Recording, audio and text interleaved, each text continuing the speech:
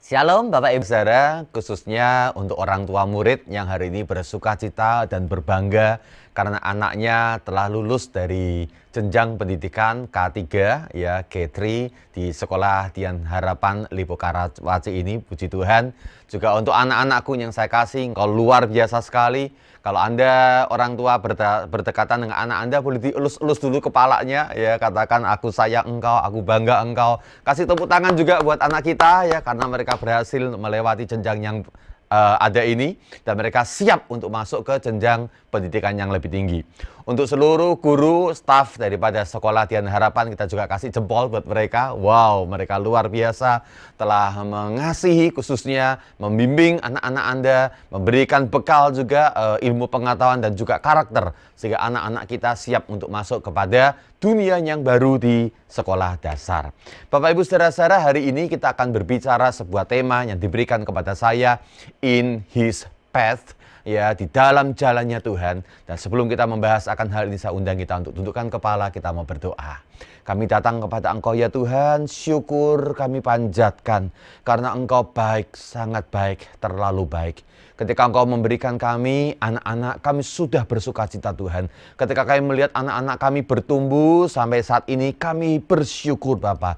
Dan hari ini limpahlah syukur kami, karena kami boleh melihat anak-anak kami lulus dari jenjang pendidikan K3 dan akan masuk, sudah siap untuk masuk dalam jenjang pendidikan sekolah dasar di dalam anugerah-Mu. Kami hari ini Tuhan ingin dibekali oleh kebenaran firman untuk boleh mendasari akan ungkapan syukur kami. Tuhan, berbicaralah di tempat kami masing-masing. Firman-Mu menjangkau kami, supaya kami boleh menjadi orang tua yang lebih baik lagi buat anak-anak kami. Dan juga anak-anak kami boleh dimotivasi semakin luar biasa lagi di dalam jalan yang telah Kau tetapkan bagi mereka. Di dalam Yesus Kristus kami berdoa, haleluya, amin. Saudara-saudara, ini adalah zaman yang berbeda dengan zaman anak kita nanti. Ini adalah zaman, saudara-saudara, kita sebut saja sebagai digital world, di mana anak-anak kita disebut sebagai native. Mereka adalah orang-orang yang sudah paham akan digital. Ya, sejak mereka masih baby, mereka sudah main dengan dunia digital. Sementara orang tuanya belajar mungkin pada beberapa tahun belakangan ini saja. Dan saudara-saudara, anak kita lebih canggih dalam hal pengertian menggunakan akan fasilitas digital.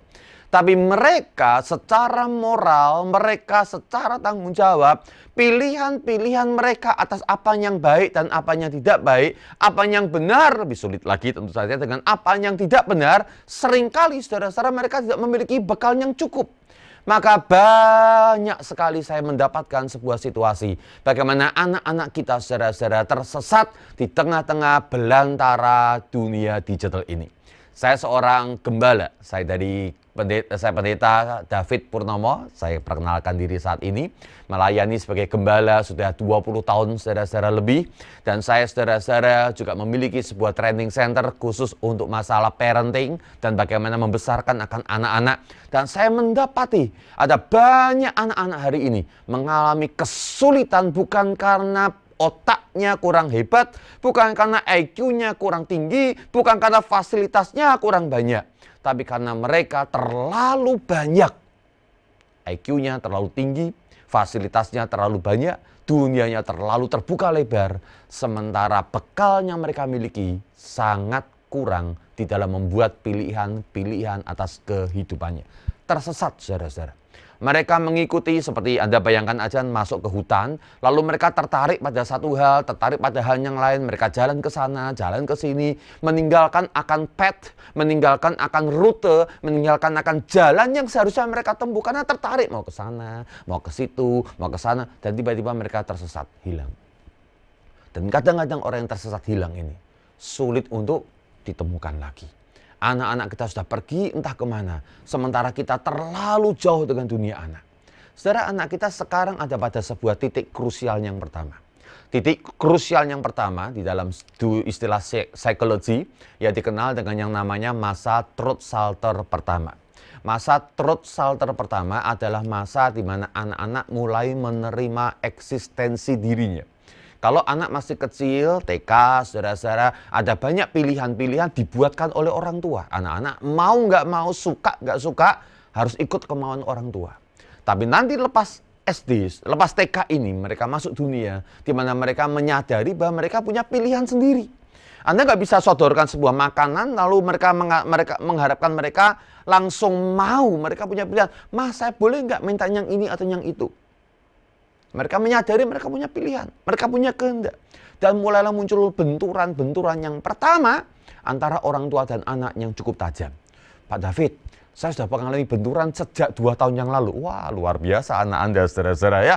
Berarti anak Anda punya pilihan yang lebih cepat daripada yang seharusnya. Itu artinya warning, alarm buat orang tua. Karena kita, saudara-saudara, harus menyikapi dengan tepat bagaimana supaya anak-anak kita ketika membuat pilihan, mereka membuat pilihan yang benar. Ingat, SD adalah masa throat salter pertama. Ya. Masa krisis berikutnya nanti adalah masa throat salter yang kedua, yaitu penerimaan gender. Saat mereka mulai menyadari I am a woman atau I am a man, saudara-saudara, maka mereka punya pilihan-pilihan bukan berdasarkan apa yang ada di luar sana saja, tapi juga berdasarkan dorongan yang ada di dalam diri mereka sebagai seorang pria atau sebagai seorang wanita. Dan itu membuat sebuah gejolak yang baru antara orang tua dan anak. Jadi sebelum masuk masa throat salter pertama daripada anak Anda, sebelum mereka terlalu jauh melangkah meninggalkan akan path mereka, atau kalau mereka masih ada di dalam path yang benar, puji Tuhan, haleluya.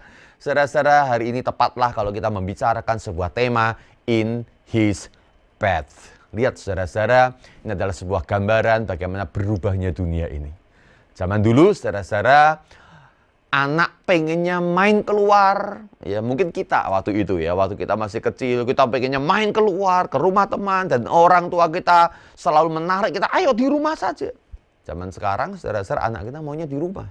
Karena ada wifi di rumah, ada fasilitas handphone, ada komputer yang canggih, mereka bisa main game, interaksi dengan dunia luar. Dan kita mengatakan, ayo keluar, hei kita mau jalan-jalan, kita harus olahraga. Anak kita sekarang sulit untuk keluar. Tahukah, anak di rumah memang membuat kita tenang karena kita melihat secara fisik anak kita ada di rumah, tampaknya aman secara fisik. Tapi ketika anak kita di rumah diberikan yang namanya gadget, sebenarnya anak kita punya dunia yang jauh lebih luas, jauh lebih lebar, jauh lebih terbuka daripada lapangan yang ada di depan rumah kita. Karena anak kita mulai berinteraksi dengan orang-orang yang ada di dunia sana. Bahkan yang ada di luar negeri. Ya, dan Anda nggak bisa membatasi, seringkali dia sedang berinteraksi dengan siapa.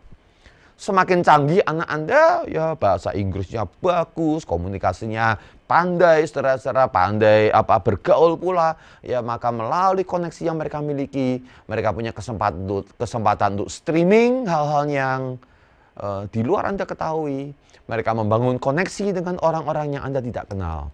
Dan sekali lagi, kalau dia nggak memiliki fondasi yang tepat, mereka nggak memiliki kompas di dalam diri mereka. Saya ulangi. Ya, dulu kompasnya, saat ini kompasnya ada di orang tua.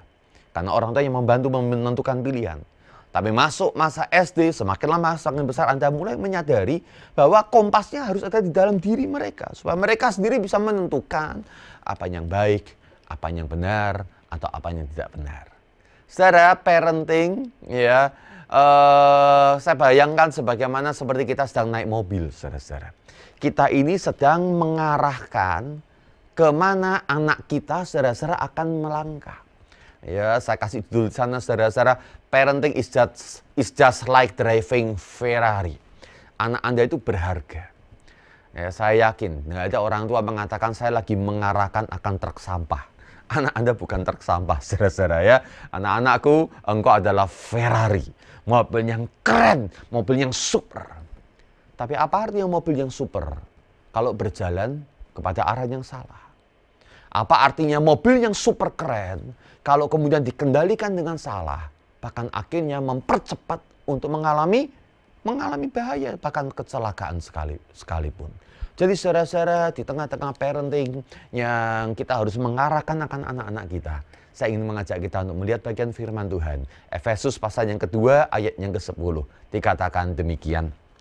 Karena kita ini buatan Allah, diciptakan dalam Kristus Yesus untuk melakukan pekerjaan baik yang dipersiapkan Allah sebelumnya. Ia mau supaya kita hidup di dalamnya.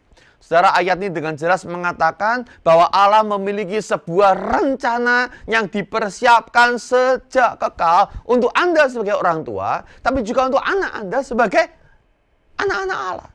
Saudara-saudara, anak-anak kita adalah buatan Allah, diciptakan dalam Kristus Yesus, supaya gambar dan rupa Allah yang dulu pernah rusak itu, kalau karena penebusan Kristus, maka menjadi utuh kembali, dan anak-anak kita bergerak seharusnya seperti gambar dan rupa Allah, harusnya menjadi serupa dengan Kristus, dan melakukan perkara-perkara yang baik di tengah-tengah dunia, di tengah-tengah keluarganya, untuk adiknya dan untuk kakaknya, untuk teman-temannya. Jadi saudara-saudara, Allah memiliki sebuah rencana untuk anak-anak Anda khususnya. Ya sudah persiapkan sejak sebelumnya. Dan Ia ingin supaya anak-anak kita hidup di dalam rancangan Allah yang telah dipersiapkan itu. In His path. Mari kita sedikit flashback. Saya ingin Anda mengingat sebentar bagaimana ketika anak Anda masih unyu-unyu ya, masih kecil, baru selesai belajar makan, atau mungkin saudara-saudara masih dalam gendongan. Anak kita demikian menyenangkan. Ada banyak cinta ya yang kita ekspresikan kepada anak kita. Dan kalau kita melihat anak-anak kita, saudara-saudara, sering kali muncul di hati kita, aduh, anakku besok jadi dokter ya. Kalau anak orang tua sekarang mungkin, ya tuh anakku besok jadi YouTuber gitu ya. Kita berharap banyak, kita punya harapan yang tinggi buat anak kita. Kita saudara-saudara punya cita-cita, anak saya harus pasti akan jadi orang yang luar biasa. Bahkan kita membuat janji kecil dalam hati kita. Saya akan berikan segala-galanya untuk anak saya bisa berkembang dengan baik. Tapi saudara-saudara, sesuatu terjadi. Ketika anak Anda semakin bertumbuh usianya, anak kita, saudara-saudara, mulai memiliki selera dan keinginan yang kadang-kadang berbeda dengan yang dimiliki oleh orang tuanya. Sesuatu terjadi sehingga mulai kita geleng-geleng kepala. Ya ampun, anak saya ya nakal, cerewet, ya banyak maunya, suka melawan. Saudara-saudara, kita bingung. Dan tahukah, sesuatu mulai terjadi juga di dalam hati kita. Dulu kita penuh dengan cinta, penuh dengan kasih sayang, harapan yang tinggi. Sekarang kita geleng-geleng kepala, aduh kesel gue sama dia. Aduh disuruh belajar nggak mau. Aduh makanannya nggak dihabiskan. Aduh jam tidur masih main melulu. Sesuatu mulai terjadi dalam hati Anda.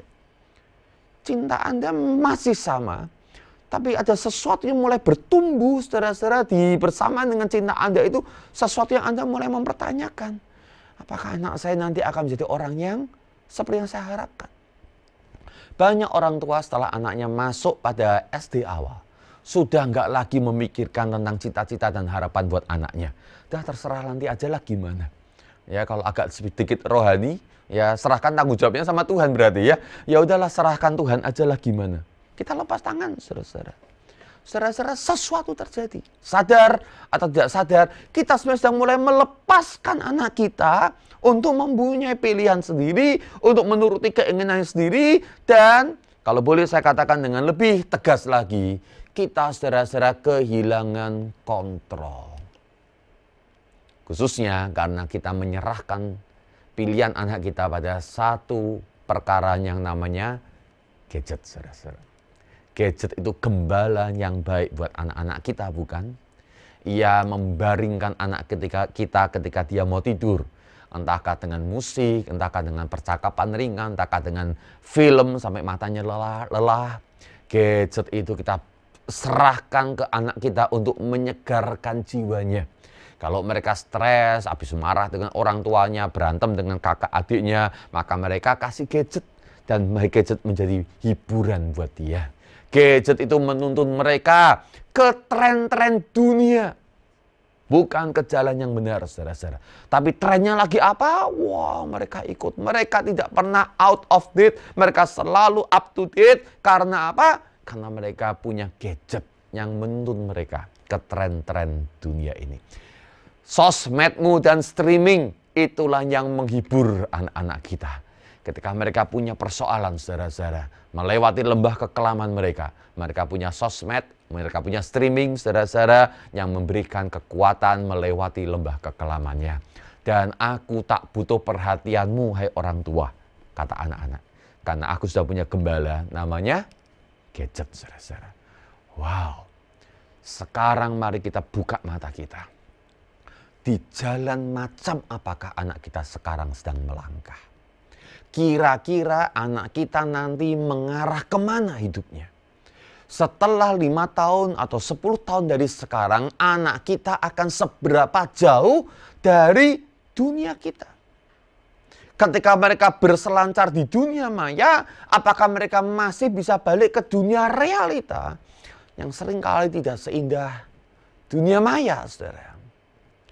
Jangan biarkan mereka tersesat terlalu jauh. Ini waktunya kita untuk do something, take action sebelum anak kita masuk ke jenjang pendidikan yang lebih tinggi SD dengan segala tantangannya, dengan segala pergumulannya, dan dengan segala kesempatan-kesempatan yang bisa dicapai oleh anak-anak kita. Saudara, Efesus pasal yang kedua, bagian yang tadi telah kita baca.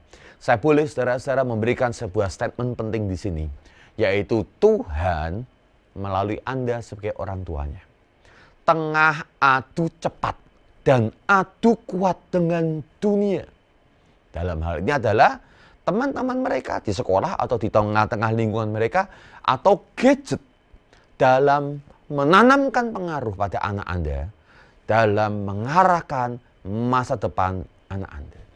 Saudara, menurut Roma 12 misalnya, Anda akan mendapatkan di sana, saudara-saudara, bahwa janganlah engkau menjadi serupa dengan dunia ini. Kata aslinya menjelaskan bahwa dunia secara agresif sedang mencetak anak kita supaya serupa dengan dunia.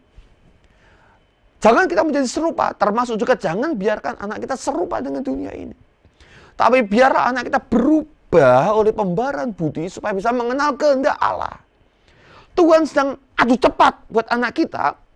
Ya, apakah anak kita akan cepat untuk tertanamkan nilai-nilai firman, atau anak kita lebih cepat untuk ditangkap dunia dan mengikuti nilai-nilai dunia? Kita tengah adu kuat. Sebagai orang tua, Anda adalah aktor utama yang dipakai Tuhan untuk boleh memberikan penguatan firman sedemikian rupa sehingga anak Anda anak Anda merasa mantap dengan pilihan berdasarkan firman daripada pilihan berdasarkan omongan temannya.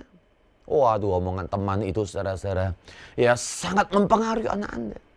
Kalau Anda sebagai orang tua tidak bisa memberikan firman yang kuat, anak Anda akan mudah tersapu semua kebenaran firman hanya gara-gara pergaulannya, baik yang ada di dunia nyata, terlebih yang ada di dunia maya. Jadi apa yang harus Anda lakukan sebagai orang tua? Saudara, kami memiliki kelas parenting. Ya, gereja kami, saudara-saudara, demikian juga training center kami. Kami ini sangat serius untuk memikirkan anak-anak muda. Sehingga kami, saudara-saudara, memiliki sebuah modul yang berjenjang. Mulai dari anak saudara-saudara TK, mulai dari anak SD, mulai dari anak SMP dan remaja. Karena setiap jenjang, saya tahu orang tua mengasihi, tapi ekspresi kasih buat anak Anda itu berbeda. Anak SD nggak bisa dikasih sebagaimana dengan anak TK. Anak Anda akan marah, mama saya sudah besar, ngapain saya masih harus digandeng-gandeng kalau jalan ke mall. Anak Anda, saudara-saudara, Anda kasih tapi mengekspresikannya, mewujudkan kasih untuk setiap jenjang itu berbeda dan bentuk pengarahnya itu juga berbeda. Nah, sementara anak Anda masih TK dan sebentar lagi akan masuk ke SD, saya ingin kita mereview, saya titipkan satu aja saudara-saudara. Dari banyak pelajaran dalam setiap modul ini, saya titipkan satu hal saja. Selalu pikirkan apa yang Anda lakukan buat anak Anda. Ya, Anda pikirkan kalau Anda merespon atas anak Anda, kira-kira nanti yang diterima anak Anda apa, kira-kira nanti jadinya anak Anda itu apa. Saya kasih contoh, saudara. Ya, saya kasih contoh. Satu kali anak Anda main-main lalu jatuh. Apa respon Anda? Wah, begitu Anda panik. Aduh, mana yang berdarah, aduh celakai. Mana obat merah? Atau begitu jatuh, saudara-saudara, anak Anda menangis, saudara-saudara, diam-diam, jangan nangis. Lalu Anda pukul Misalnya lantai, saudara-saudara, tempat anak Anda jatuh, ini memang lantainya nakal ini. Pikirkan saudara-saudara, ketika Anda merespon, ya, aduh gimana jatuh. Kira-kira karakter atau sikap apa yang muncul pada anak Anda nanti? Kalau Anda saudara-saudara melihat anak Anda jatuh, ya tersandung kah, atau kurang bisa menjaga keseimbangan, atau larinya saudara-saudara masih belum stabil, lalu Anda pukul akan lantai rumah Anda, ini lantainya nakal. Sikap apa yang akan muncul atau bertumbuh pada diri anak Anda? Pikirkan sejenak. Kalau anak Anda merengek, saudara-saudara jatuh kemana, wah ini soalnya ya. Dan Anda langsung menuruti anak Anda yang sedang jatuh itu karena kasihanlah atau untuk alasan yang lain. Kira-kira apa yang terjadi pada anak Anda? Pikirkan sejenak. Kalau saudara-saudara dia jatuh lalu ada pukul lantai, anak Anda akan belajar, kalau saya gagal, salahnya orang lain.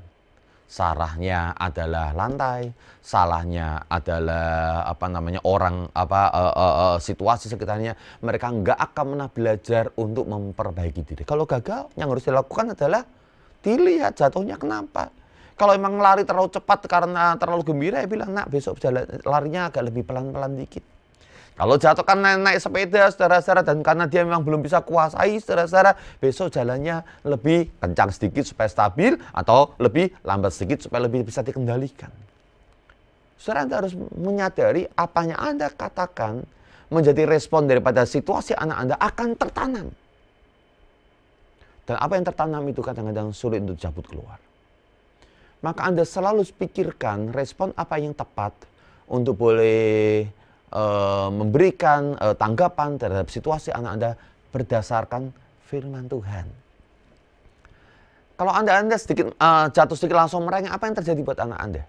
Anak Anda akan cengeng, mentalnya akan lemah. Tapi kalau anak Anda secara jatuh, Anda lihat, oke. Yang saya lakukan biasanya adalah saya cek dulu, saya deketin, saya cek kalau tidak membahayakan, kalau tidak mengalami sakit yang berarti, saya bilang, oke, sakit. Tapi sakitnya cuma dikit. Yuk bangun, nggak usah banyak mengasihani diri. Yuk main lagi. Nah, anak harus diajar main lagi. Kalau jatuh dari sepeda, jangan kemudian udah kita selesai aja main lagi. Ya, supaya apa? Supaya anak kita nggak mengalami fobia ketika main sepeda. Selalu bijaksana ketika mengarahkan Ferrari Anda. Karena ketika Anda salah membelokkan arahnya, maka Ferrari itu akan tertanamkan kompas yang terdistorsi. Kompas yang salah. Saudara-saudara, dan yang terbaik, pikirkan berdasarkan kebenaran firman. Khususnya karakter moral daripada anak Anda. Kalau anak Anda berkelahi dengan teman Anda, dengan temannya anak Anda nanti di kelas, pikirkan saudara-saudara, hal apa yang penting buat anak Anda. Kalau Anda mendandani anak Anda dengan pakaian, misalnya anak Anda anak cewek, saya punya 2 anak wanita semua, saudara-saudara. Dipakai pakaian yang waduh seksi, ya memang lucu, wah menyenangkan. Tapi pikirkan, kalau mana Anda terbiasa dengan pakaian macam itu dan diberi apresiasi oleh orang tuanya, apa yang akan muncul tertanam dalam diri anak Anda? Kalau anak Anda saudara-saudara mengalami kesulitan dalam pelajaran, SD tuntutannya tentu berbeda dengan TK. Dan ketika Anda memberikan nasihat atau masukan, pikirkan apa yang akan terjadi buat anak Anda dengan apa yang Anda katakan itu setelah 1 tahun, 2 tahun, 3 tahun mendatang. Karena apa yang Anda katakan seringkali langsung tertanam, dan itulah yang mencetak path, yang mencetak rute daripada perjalanan anak Anda. Itu artinya bahwa his path atau jalannya Tuhan, selama anak Anda masih kecil, TK sampai SD khususnya, Andalah yang harus menerjemahkan his path itu. Sehingga anak Anda mulai menyadari, oh kalau ada situasi macam ini, saya harus melangkahnya ke kiri kah, ke kanan kah, atau diam sejenak kah, atau berlari kah, atau berjalan tenang-tenang saja. Anda yang harus menerjemahkan sebagai orang tua. Anda harus penuh dengan firman sebagai orang tua. Saya ingin tantang Anda sebagai orang tua, Anda harus penuh dengan firman dan kuat dalam firman, sehingga Anda memiliki hikmat Tuhan di dalam mengarahkan anak-anak Anda untuk mengenali jalannya Tuhan, sampai satu kali nanti ia sudah terbiasa di dalam jalannya Tuhan, dan akhirnya dia sendiri yang harus mengenali akan jalannya Tuhan ini. Tuhan sangat mengasihi anak Anda. Dia ingin memberikan yang terbaik buat anak Anda. Dia sudah siapkan rutenya. Ya, firman Tuhan mengatakan Allah sudah mempersiapkan jalan itu sebelumnya. Dan ia ingin supaya kita masuk dalam jalan itu. Sehingga akhirnya hidup kita berbuah karena mengerjakan pekerjaan-pekerjaan yang baik. Di gambar yang lain, kalau anak Anda aktif berulah, apa yang akan Anda lakukan?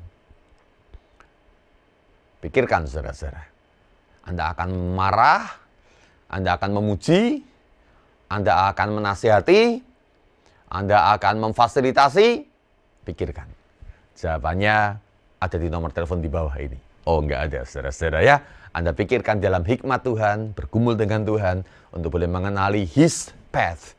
Dan terjemahkan untuk anak kita, sampai satu kali nanti, anak kita yang memiliki path itu.